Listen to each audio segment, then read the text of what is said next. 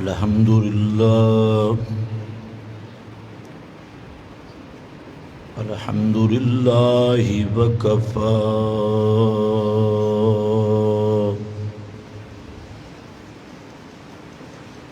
والصلاة والسلام على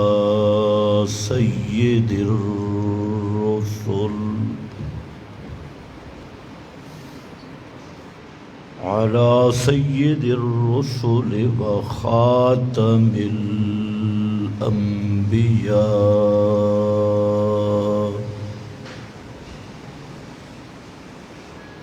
أما بعد فأعوذ بالله من الشيطان الرجيم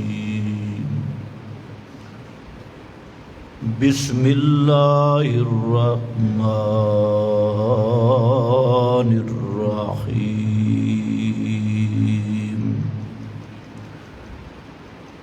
فاعلم أنه لا إله إلا الله سبحان ربك رب العزة عما يصفون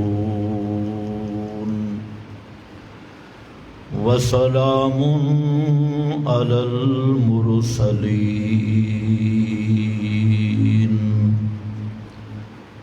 والحمد لله رب العالمين۔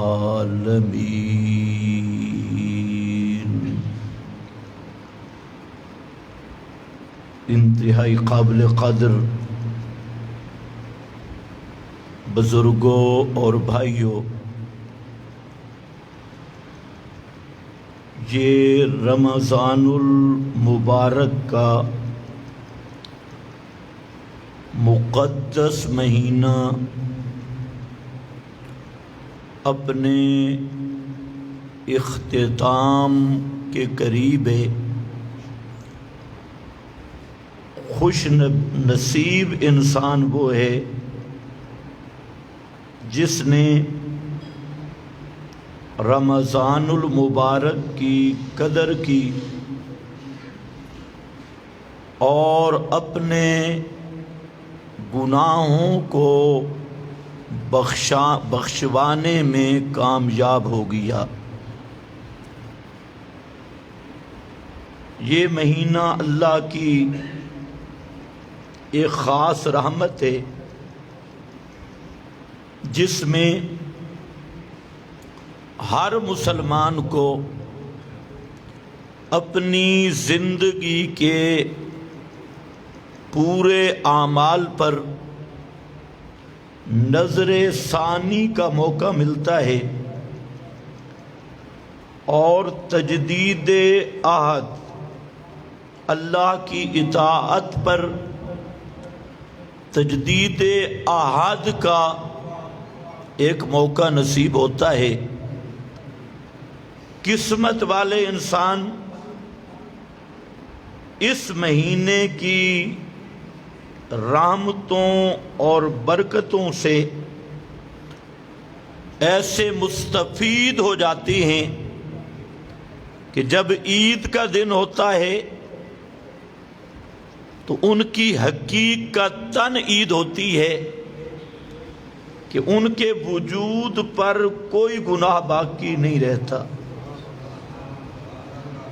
اور پاک صاف ستھرے ہو کر عید کی تیاری کرتے ہیں۔ اور حقیقتاً عید ہے اس آدمی کی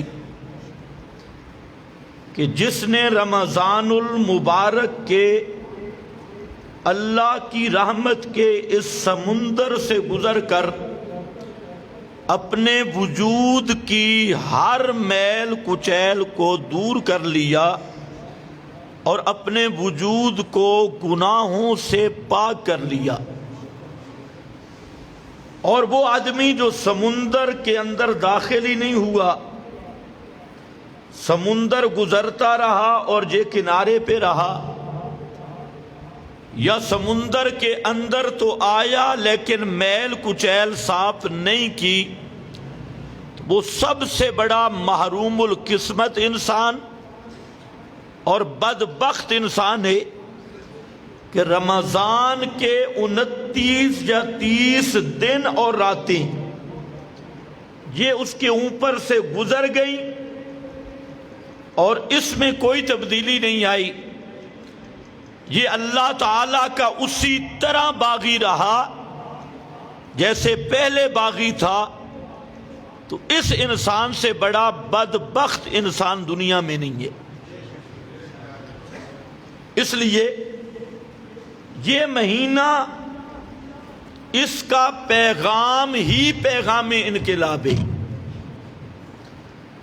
اس مہینے کا فلسفہ وہ بھی اپنی زندگی کے بدلنے کا فلسفہ ہے.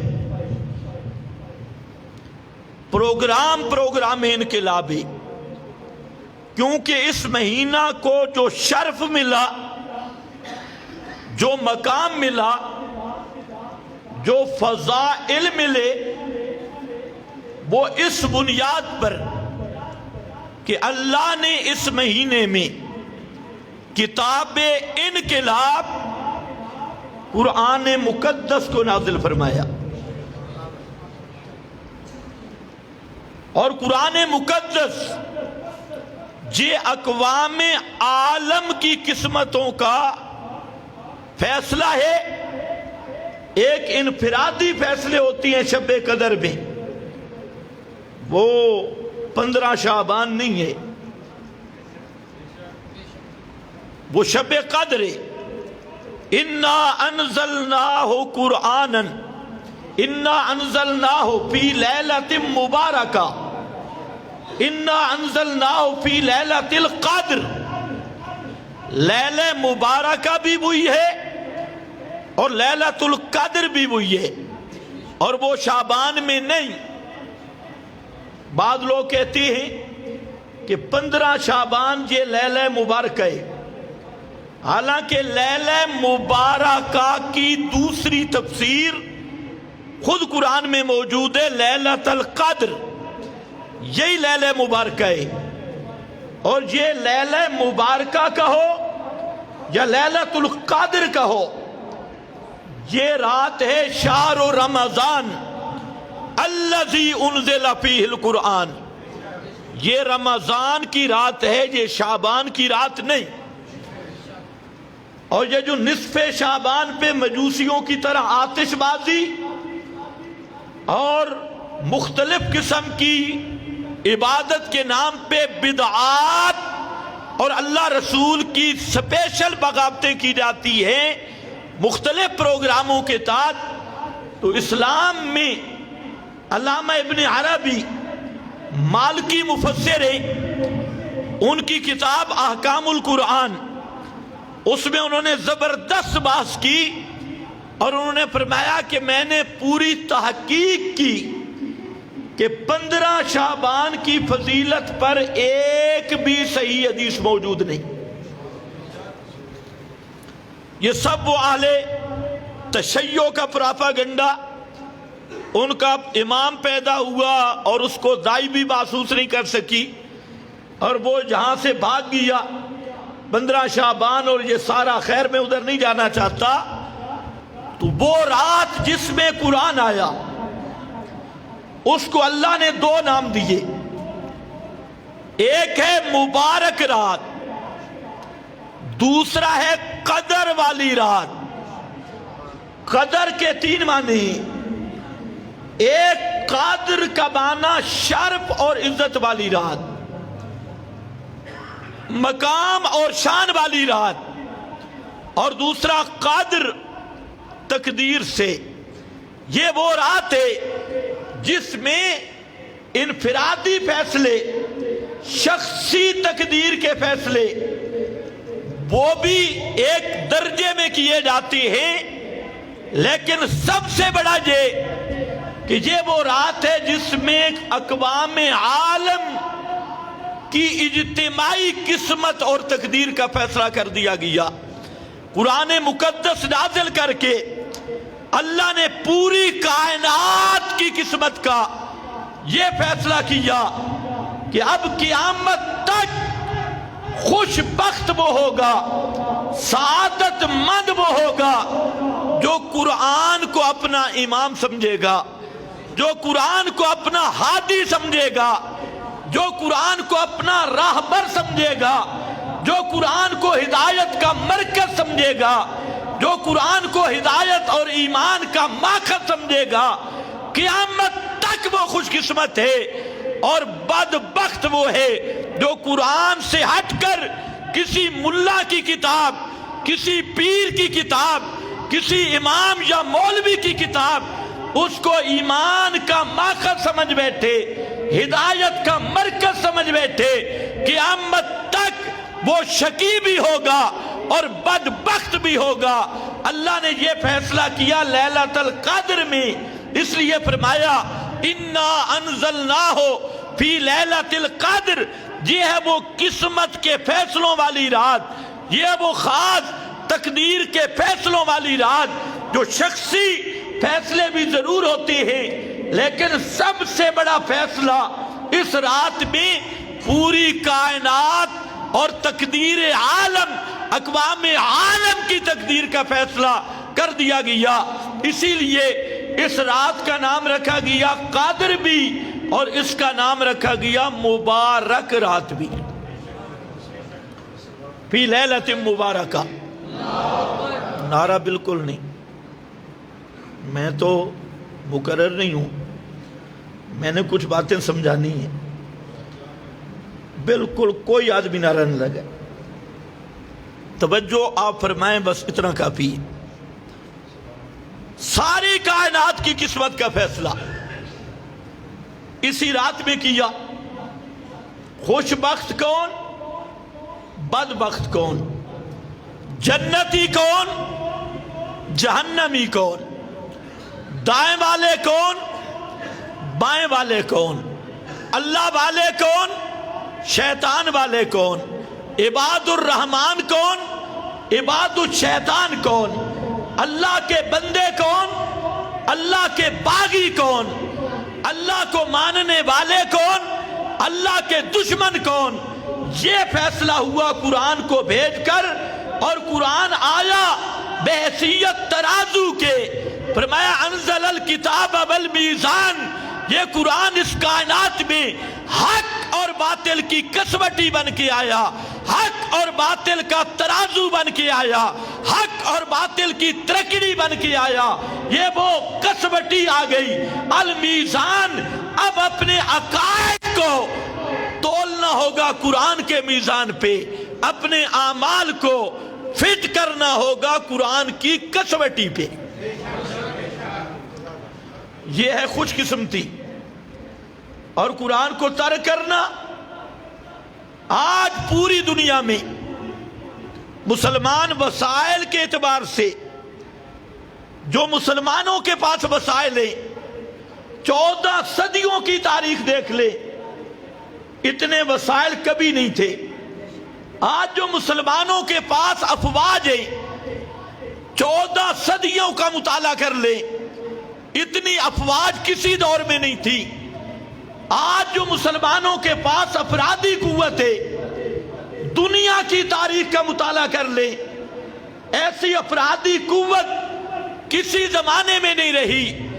وسائل کثرت کے ساتھ، افراد کثرت کے ساتھ، افواج کثرت کے ساتھ، ملک کثرت کے ساتھ، لیکن پورا عالم اسلام صلیب کی غلامی کرنے پہ مجبور، صہیونی طاقتوں کا، دجال اور طاغوتی نظام کی غلامی کرنے پر مجبور ہے۔ اس کی آخر وجہ کیا ہے؟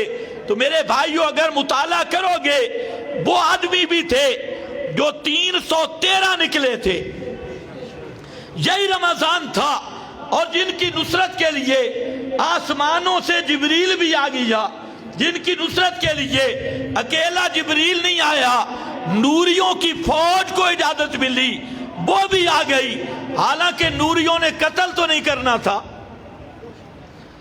اگر قتل کرنے فرشتوں نہیں آنا تھا تو جبریل وہ ہے جس نے ایک پر پہ صدوم کی بستیوں کو الٹا کر دیا، تو 1000 بھیجنے کی ضرورت تھی؟ یہ وہ 1000 نوری کیوں آیا؟ یہ صرف ان مجاہدین کے اکرام کے لیے، ان مجاہدین کے جذبہ توحید کو داد دینے کے لیے، ان کا مار کے جنگ دیکھنے کے لیے اللہ نے ان کو بھیجا کہ دیکھ کے آنکھوں سے دیکھ کے آ جاؤ۔ تم ہی تھے نا جو کہتے تھے نحن نسبح بحمدک ونقدس لک، کہ نئے خلیفہ کی ضرورت نہیں، ہم ہی تیری پاکیاں بیان کرنے والے، اور ہم خود بھی تیرے لیے پاک رہتے ہیں۔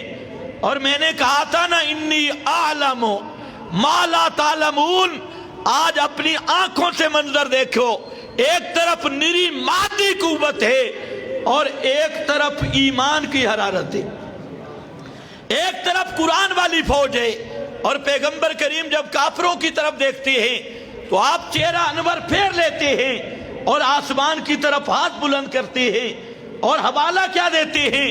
اللہم ان تہلک ھذہ العصابہ، اللہ میں محمد مصطفیٰ کی یہ پوری زندگی کی محنت ہے، یہ میری پونجی ہے، اگر آج یہ شکست کھا گئے لن تعبد فی الارض ابدا، اللہ پھر تے کلے نو پکارن والا کوئی بھی زمین تے نہیں رہنا۔ اللہ اللہ کرنے والے ہوں گے، ذکر اذکار کی مجلسیں والے ہوں گے، لیکن لن تعبد فی الارض ابدا، تیری توحید کا نعرہ لگانے والا پھر زمین میں نہیں ملے گا۔ یوں کر کے پکارتے ہیں تو وہ لوگ 313 اتنی بڑی چٹان سے ٹکرا گئے، اور تاریخ کے وہ اوراق بھی ملتے ہیں، ایک قرآن والا 60,000 کے لشکر میں کود کیا، 60,000 کا لشکر ایک طرف، اور ایک ادھر قرآن کا نعرہ لگا کر 60,000 کے مقابلے میں آ گیا۔ اور جنگ قادسیہ دیکھو اور اپنی تاریخ کے اوراق دیکھو، کہیں 6 لاکھ ہیں، مقابلے میں 6,000 ہیں، کہیں لاکھوں کی تعداد ہے، وہ مسلح ہر قسم کے جدید اسلحہ سے لیس ہیں، لیکن جہاں ایمان والے ان کے ہاتھ میں تلواریں بھی نہیں ہیں، وہ لاٹھیاں لے کے لڑ رہے ہیں، کھجور کی لاٹھیوں سے جہاد کر رہے ہیں۔ تو آج سوال یہ ہے، امت مسلمہ آج رمضان میں بھی نظر آ رہی ہے، روزے بھی رکھ رہی ہے، حافظ قرآن بھی سب سے زیادہ، ملا مولوی طبقہ بھی سب سے زیادہ، لیکن پورا عالم اسلام آج کفر کی جلغار کے آگے کمزور کیوں؟ آج صلیب کے آگے جھکا ہوا کیوں؟ آج صہیونی طاقتوں کے سامنے مسلمان مغلوب کیوں؟ تو اس کا ایک ہی وجہ ہے، اور واحد ایک وجہ ہے کہ آج مسلمان نے اللہ کی کتاب سے رخ موڑا ہے، اور یہ ساری سزائیں اسی جرم میں مل رہی ہے۔ آج دیکھ لے کتنے مسلمان ہیں جن کو قرآن پاک کا ترجمہ آتا ہے،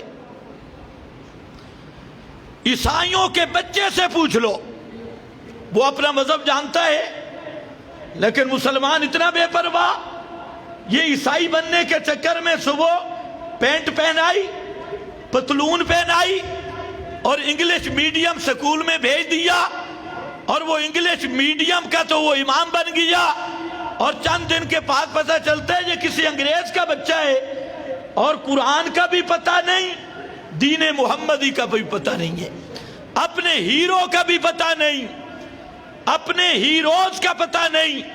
اب اس کے سامنے ہیرو ہیں کرکٹ والے، فلمی ایکٹر، اور سارے وہ انگریزی بدماش، وہ اس کے ذہن پہ سوار ہو گئے۔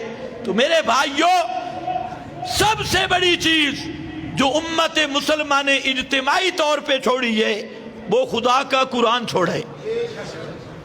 اگر آپ یہ کہیں کہ قرآن تو پڑھا جا رہا ہے، ہر مسجد میں موجود ہے، تو ایک جملہ ذہن میں رکھ لینا، شاید گفتگو میری کڑوی ہو جائے۔ یہودی مولوی وہ تورات کو سونے کے پانی سے لکھتے تھے، سونے کے اوراق سے، اور سونے کے ورق سے اس کا غلاف بناتے تھے، سینے سے لگاتے، اپنے مردوں کے پاس بیٹھ کے پڑھتے، تورات کو پڑھتے، تعویذ لکھتے، تورات کے تعویذ لکھ کے دیتے اور مشکل کشائی کی ڈینگیں مارتے، ہمارا تعویذ لے جاؤ، بیٹا آیا، فلانا آیا، فلانا آیا، تعویذ لکھے جا رہے تھے۔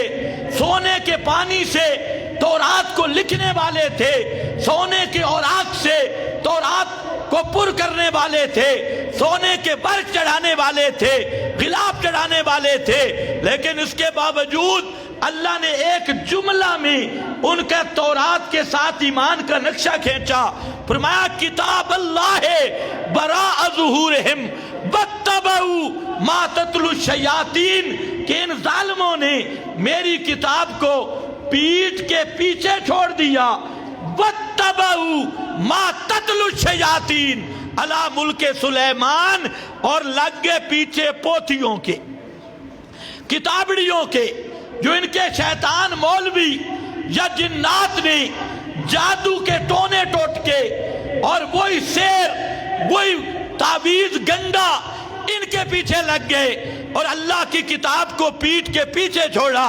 سوال یہ تھا، وہ تو کتاب کو سینے سے لگا رہے ہیں، چوم رہے ہیں، تو چھوڑا کیا؟ تو اللہ نے خود بتا دیا، جب مسئلے کی بات آئی اللہ کے کتاب کو سیٹ پہ کر دیا اور شیاطین کے کتابڑیوں، ان کے رسالوں کو سینے سے لگا لیا۔ آج وہی بات ہے، آج مسلمان کیا سمجھتا ہے؟ تراویح میں قرآن پڑھتا ہے، سمجھتا ہے صرف اس کا مقصد ہے تراویح میں سن لو۔ عدالت میں قرآن سر پہ اٹھاتا ہے اور جج فیصلہ انگریز کے قانون سے کرے گا۔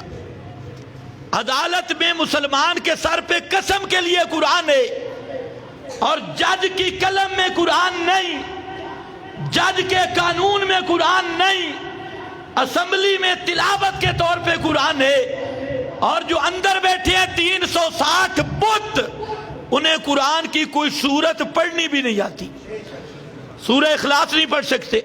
تمہارے وزیروں کے پہلے دیکھ لو، یہ جو سیاسی لیڈر، قائدین جمہوریت اور قائدین طاغوت، ان کو دیکھ لو، سورہ فاتحہ پڑھنی نہیں آتی، سورہ اخلاص پڑھنا نہیں آتی، ان کو کلمہ پڑھنے نہیں آتا، اور یہ اسلامی ملک کے نمائندے ہیں۔ حالانکہ پاکستان حاصل اس لیے کیا گیا کہ یہاں لا الہ الا اللہ کی حکمرانی ہوگی۔ خیر آؤ واپس، آج امت مسلمہ بحیثیت امت ہر جگہ پہ مظلوم اس لیے ہے کہ امت قرآن کا مقصد ہی بھول گئی کہ قرآن آیا کیوں تھا۔ تو اس لیے میرا بھائی، یہ قرآن تعویذ لکھنے کے لیے نہیں آیا، یہ قرآن ملا اور پیر کی جیب بھرنے کے لیے نہیں آیا، یہ قرآن مقدس یہ پڑھ پڑھ کے ختموں کے لیے نہیں آیا، یہ قرآن مقدس ربیع الاول اور محرم کے ختم اور مولوی کے پیٹ بھرنے کے لیے نہیں آیا، یہ قرآن یہ کتاب انقلاب ہے اور یہ پوری کائنات میں اپنی حکمرانی کا سکہ جمانے کے لیے آیا، اور قرآن پوری کائنات پہ قانون زندگی کی حیثیت سے آیا، ضابطۂ حیات کی حیثیت سے آیا، نظام الہی کے نفاذ کی صورت میں آیا۔ اس لیے یاد رکھنا، جب تک امت قرآن کا مقصد نہیں سمجھتی، اس وقت تک یہ صہیونی ان پہ حکمران ہوں گے، صلیبی ان پہ حکمران ہوں گے، اور ساری دنیا کے کافر ان پہ جمع ہوں گے۔ اور جس دن امت خواب غفلت سے اٹھے گی اور اللہ کی کتاب کو کتاب انقلاب سمجھ کر، محمدی پیغام سمجھ کر، محمدی نبوت اور محمدی رسالت کا میدان سمجھ کر، اللہ کا آخری ہدایت نامہ سمجھ کر، اس کو ایمان اور ہدایت کا ماخذ سمجھ کر، جب امت اس کو سینے سے لگائے گی تو آج بھی اللہ کی وہی نصرت آئے گی جو اس امت کے اوائل پہ نصرت آئی ہے. لیکن اس درد کو سمجھنے کی ضرورت ہے. قرآن آیا کیوں؟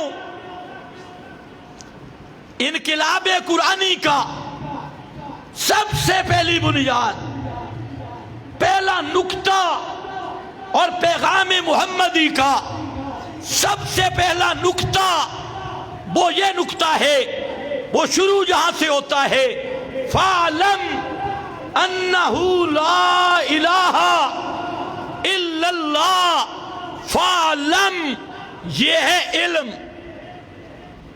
فَعْلَمْ اس کا نام ہے علم. فَعْلَمْ علماء جانتی لا الہ الا اللہ. اللہ نے اپنے محبوب کو فرمایا میرے پیغمبر فَعْلَمْ یہ ہے علم. اس علم کو سینے میں محفوظ کر. وہ علم کیا ہے؟ فَعْلَمْ أَنَّهُ لَا إِلَٰهَ إِلَّا اللَّهُ. اللہ کا پورا قرآن مقدس یہ وہ علم الہی کا خزانہ، اس پورے قرآن کے علوم کا خلاصہ وہ ہے لا الہ الا اللہ. اور یہ وہ مقام تھا جس میں فعلم پہلے ہے، لا الہ الا اللہ بعد میں ہے.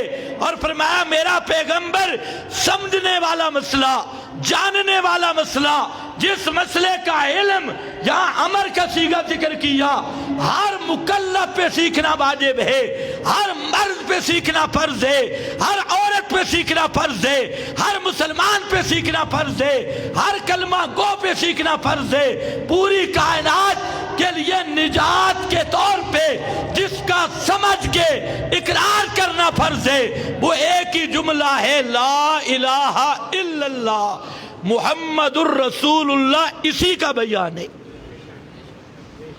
اسی کا بیان ہے.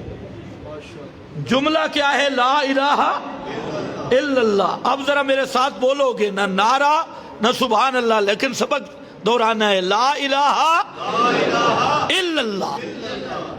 میں کہتا ہوں خدا کی قسم اگر یہ جملہ سمجھ آ جائے، 7 لاکھ انبیاء کے علوم تم نے سینے میں محفوظ کر لیے. یہ جملہ سمجھ آ جائے، تورات انجیل زبور قرآن مقدس کے سارے علوم تمہارے سینے میں آ گئے. لیکن صرف طوطے کی طرح پڑھنا نہیں، اس جملہ کو سمجھ کے پڑھنا، اس کو جان کے پڑھنا، عقیدہ رکھ کے پڑھنا. اور عقیدہ تب ہوگا کہ پہلے سمجھو، پہلے علم ہو. اس کے میں 3 معنی عرض کرنے لگا ہوں اور تینوں معنی سمجھنے ضروری ہے. لا الہ الا اللہ ایک وہ معنی جو آپ نے یاد کیا ہوا ہے وہ میں نے سمجھانا ہے. کیا ترجمہ کرتے ہو؟ اللہ کے سوا عبادت کے لائق، بولو شاباش، اللہ کے سوا. میں نے سبق پڑھانا ہے، تقریر نہیں کرنی. اللہ کے سوا عبادت کے لائق کوئی نہیں. عبادت کیا ہے؟ بس یہاں بریک کے فیل. مولوی بھی اتنا معنی بیان کرتا ہے، اللہ کے سوا عبادت کے لائق کوئی نہیں. تو الہ بھی عربی، عبادت بھی عربی، عربی کا ترجمہ عربی میں کر دیا. تم پنڈی والوں کو کیسے سمجھ آئے گا الہ کس کو کہتی؟ الہ عربی تھا. اور عبادت بھی کیا ہے؟ بولو یار، عبادت بھی کیا ہے؟ قرآن سے بتاؤ.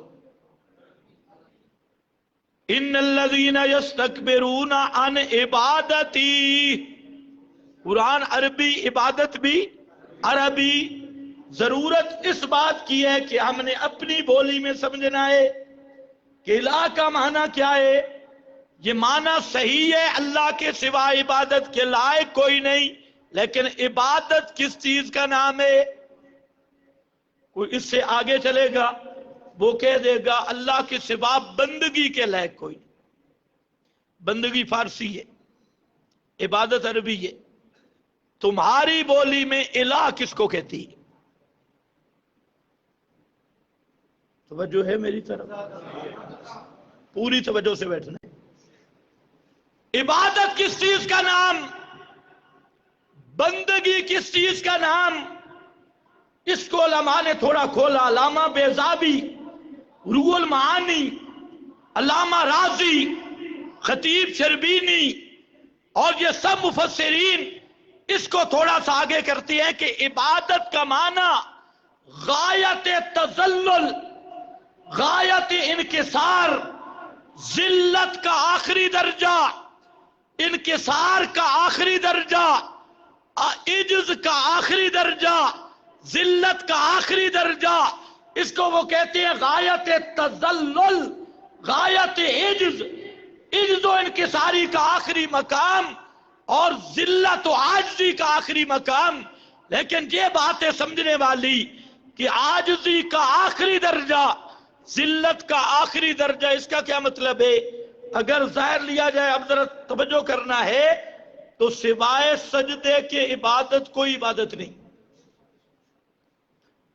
क्योंकि जिल्लत की इंतहा कहां होती है? सजदे में। जब आदमी जबीन जमीन पे रख देता है तो इससे आगे आजिज़ी का कोई दर्जा नहीं। अगर इबादत है आजिज़ी के आखिरी नुक्ते का नाम, आखिरी दर्जे का नाम, तो फिर सजदा के अलावा कोई इबादत इबादत नहीं। बात समझ रहे हो मेरी? फिर सजदा के अलावा कोई इबादत इबादत नहीं। हालांकि हमने शरीयत देखी, यहां पर तो हंसना भी इबादत है, यहां पर तो आकड़ना भी इबादत है। मुशरिक के सामने सीना अकड़ाना, गुरूर जाहिर करना, और अगर मैं लफ्ज बोलूं ना वो भी ठीक है, तकब्बुर का इजहार दिल में ना हो, लेकिन मुशरिक के सामने अकड़ना, गुरूर, सीना तान के जाना और मूंछों को बल दे के जाना, यह भी सबसे ऊंची इबादत है। फिर आजिज़ी कहां गई? आजिज़ी की इंतहा कहां गई? परेशान नहीं होना, मैं आसान भी कर सकता हूं, थोड़ा सा आगे चल के आसान करता हूं। आजिज़ी की इंतहा किधर गई? इबादत का माना था आजिज़ी की इंतहा, और जहां अकड़ना इबादत, यार यूं ना समझो जो काबतुल्लाह गए उन्हें पता है तवाफ के जो पहले चक्कर हैं वो रमल करते हैं नहीं करते, तो यही तो आकड़ना है। बूढ़े भी आकड़ रहे, जवान भी आकड़ रहे, कंधे से कपड़ा भी उठाया हुआ है और आकड़ भी रहे, ये क्या है? और है क्या आकड़? ये है आकड़। सहाबा आए, मुशरिकीन ने कहा ये तो कमजोर हो गए, अल्लाह के रसूल ने फरमाया सीना तान के चलो।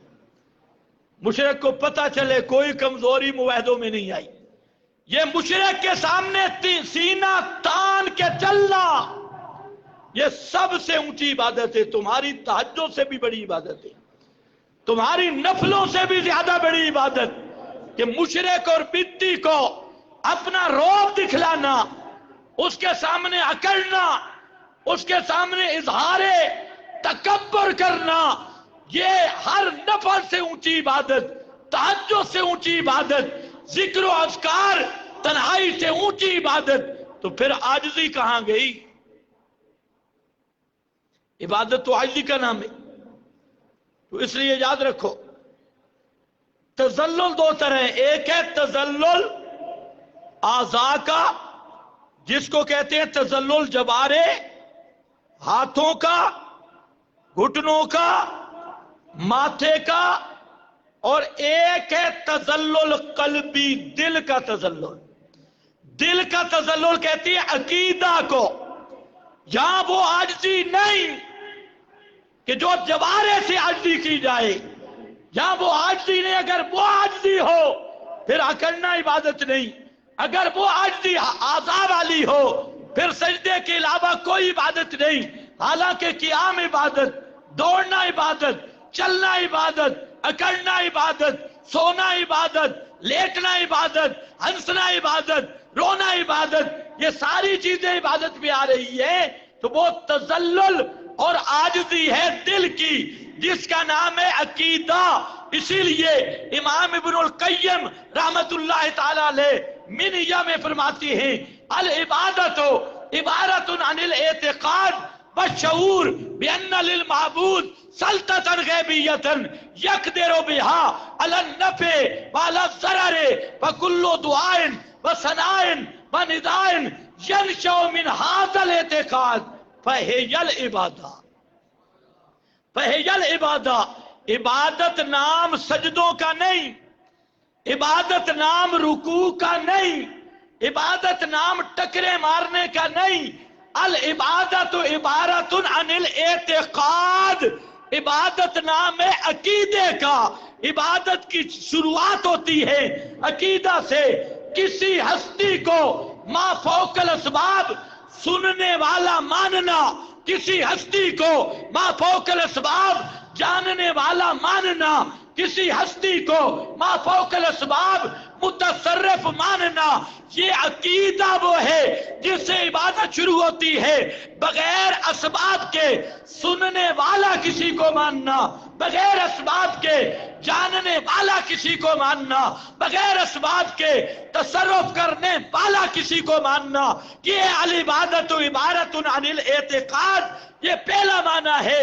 اگر یہ عقیدہ رب کے لیے رکھا کہ میرا اللہ بغیر اسباب کے ہر ایک کی پکار کو سننے والا ہے، تو یہ عقیدہ رب کی عبادت ہوگا۔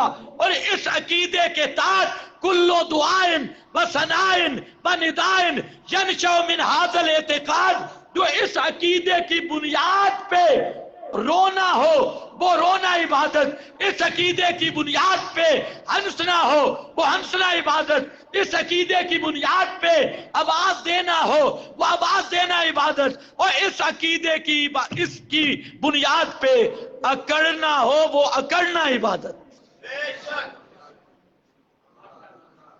لیکن وہ ہے کیا عقیدہ؟ عقیدہ کیا؟ بغیر اسباب کے سننے والا کون؟ بغیر اسباب کے جاننے والا کون؟ بغیر اسباب کے تصرف کرنے والا کون؟ اگر یہ عقیدہ رب کے بارے میں رکھا تو یہ رب کی عبادت ہے، اور اگر یہی عقیدہ حضرت علی کے بارے میں رکھا تو یہ حضرت علی کی عبادت ہوگا عبادت۔ اس کا نام رکھ توسل، اس کا نام رکھ عشق، اس کا نام رکھ حب علی، اس کا نام رکھ حضرت علی سے یاری۔ لیکن جب حضرت علی کے متعلق عقیدہ رکھا کہ حضرت علی بھی ما فوق الاسباب میری پکار کو سنتا ہے، ما فوق الاسباب میرے حالات کو جانتا ہے، ما فوق الاسباب میری مشکلیں حل کر سکتا ہے، اس کا نام توسل رکھ، تب بھی علی کی عبادت۔ اس کا نام وسیلہ رکھ، تب بھی علی کی عبادت۔ اس کا نام تقرب رکھ، تب بھی علی کی عبادت۔ اس کا نام یاری رکھ، تب بھی علی کی عبادت۔ اس کا نام تولا رکھ، تب بھی علی کی عبادت۔ اور جب علی کی عبادت کرے گا تو لا الہ الا اللہ کا انکار ہوگا۔ اور اگر یہی عقیدہ رکھا امام الانبیاء کے بارے میں کہ حضرت سید الانبیاء صلی اللہ علیہ وسلم بغیر اسباب کے میری بات کو سنتے ہیں، پنڈی سے یا مدینہ منورہ سے، مدینہ منورہ سے یا مسجد نبوی کی حدود سے یا روضہ اقدس سے، بغیر اسباب کے میرے حالات کو جانتے ہیں، میرے سفر کے حالات کو جانتے ہیں، میری پکاریں سنتے ہیں۔ اور اس عقیدہ کے تحت وہاں پر کہتے ہیں اللہ کے رسول ادعو لنا، میرے لیے دعا کر، پنڈی میں میری دکان نہیں چل رہی، فلاں نہیں چل رہا، مجھے پتا ہے آپ حاجت روا بھی نہیں، مشکل کشا بھی نہیں، میں پکا دیوبندی بن کے آیا ہوں، لیکن صرف میرا عقیدہ ہے یہاں سے آپ سنتے بھی ہیں، سفارش کرتے بھی ہیں. کعبہ کے رب کی قسم اس دیوبندی اور ابو جہل کے عقیدے میں ایک سوتر کا فرق بھی نہیں ہے. جیسے وہ مشرک تھا اسی طرح یہ بھی مشرک ہے. بغیر اسباب کے سننے والا کون ہے؟ بغیر اسباب کے جاننے والا کون ہے؟ بغیر اسباب کے تصرف کرنے والا کون ہے؟ اگر یہ عقیدہ رب کے لیے رکھا تو پھر تیری ہر حرکت رب کی عبادت بنے گی. اور اگر یہ عقیدہ کسی پیر فقیر زندہ مردہ حتیٰ کہ جبرائیل میکائیل کے لیے بھی رکھا تو پھر یہ غیر اللہ کی عبادت ہوگی اور لا الہ الا اللہ کا انکار ہو جائے گا. یہ پہلا معنی ہے لا الہ. اب سمجھ آئی عبادت کس کا نام ہے؟ عبادت نام ہے تذلل اعتقادی کا. بولو کیا کہہ رہا ہوں؟ تذلل. یہ لفظ یاد کر لو، ویسے تو ماشاءاللہ سارے مواحد ہیں. تذلل اعتقادی عقیدے کا نام ہے. نمبر 2، عبادت کا معنی پیغمبر کریم نے کیا، اور عبادت کا معنی فرمایا الدعاء مخ العبادہ. الدعاء مخ العبادہ. اگر تو بریلوی ہے، پیر کرم شاہ کی تفسیر ضیاء القرآن اٹھا، تبیان القرآن غلام رسول سعیدی کی تفسیر اٹھا لے، اس نے صاف لکھا کہ الدعاء مخ العبادہ یہ فرمان رسول ہے. اور اگر کوئی اہل تشیع ہے اپنی کتابیں اٹھا، اپنی تفسیریں کنز اٹھا لے، جامع البیان اٹھا لے، یا اس ڈھکو کی اصول شریعہ اٹھا لے، امام زین العابدین کہ مناجات اٹھا لے، موسیٰ کاظم کا اٹھا لے، اب اور امام جعفر صادق کا اٹھا لے، سب کے سب ائمہ سے یہی بات آئی الدعاء مخ العبادہ. ساری عبادتیں پیچھے، ساری عبادتوں کا مکھن، خلاصہ، لب لباب اور اصل والا جو چیز مغز ہے وہ ہے اللہ کو حاجتوں میں پکارنا، مشکلوں میں پکارنا، حاجات میں پکارنا. یہ سب سے اونچی عبادت، سب سے اعلیٰ عبادت، سب سے افضل عبادت، سب سے مخل عبادت. جس طرح غیر کا سجدہ کرنے والا، سجدہ اللہ کی عبادت، غیر کا سجدہ کرے گا کیا بنے گا؟ مشرک. کیا بنے گا؟ مشرک. نظر نیاز اللہ کی عبادت، غیر کے نام کی نظر نیاز دے گا کیا بنے گا؟ مشرک. لیکن یہ کم مشرک ہے. قبر کا سجدے کرنے والا اتنا بڑا مشرک نہیں ہے، مشرک، لیکن صرف سجدہ کرنے والا اتنا مشرک نہیں جتنا غیر اللہ کو پکارنے والا مشرک ہے. اس پہ ذرا توجہ کرنا، کیونکہ حاجتوں میں اور مشکلوں میں پکارنا یہ سب سے اونچی عبادت ہے، سب سے اعلیٰ عبادت. تو اس لیے پورا قرآن مقدس کا عنوان تو ہے لا الہ الا اللہ، اور لا الہ الا اللہ کا قرآن نے جو خلاصہ بیان کیا وہ ہے لہو دعوت الحق. لہو دعوت الحق. علماء جانتے ہیں لام اختصاص کا، لہو کی تقدیم حصر کے لیے. دعوت الحق کے 3 معنی. ایک معنی یہ ہے اللائق بالدعا، معنی یہ ہے ساد سور پکار کے لائق ہونا. لہو یہ صرف اللہ ہی کا خاصہ ہے، اللہ کی پکار میں کوئی دوسرا شریک نہیں. یہ ہے لا الہ الا اللہ کا خلاصے والا ترجمہ، لہو دعوت الحق. اور پورا قرآن دیکھیں، اللہ نے 25 مسائل پر قرآن میں کفر کا فتویٰ دیا ہے. کتنے مسائل پر؟ 25 مسائل وہ ہیں کہ کسی مفتی سے تصدیق کی ضرورت نہیں، کسی عالم کی تصدیق کی ضرورت نہیں. عالم اپنا ایمان بچانے کے لیے ان 25 فتووں کی تصدیق کرنے پر مجبور ہے. ان میں ایک فتویٰ سورۃ الاحقاف کی شروع میں ہے، اور فرمایا وَمَنْ أَضَلُّ مِمَّنْ يَدْعُو مِن دُونِ اللَّهِ، اس سے بڑا کافر کوئی نہیں.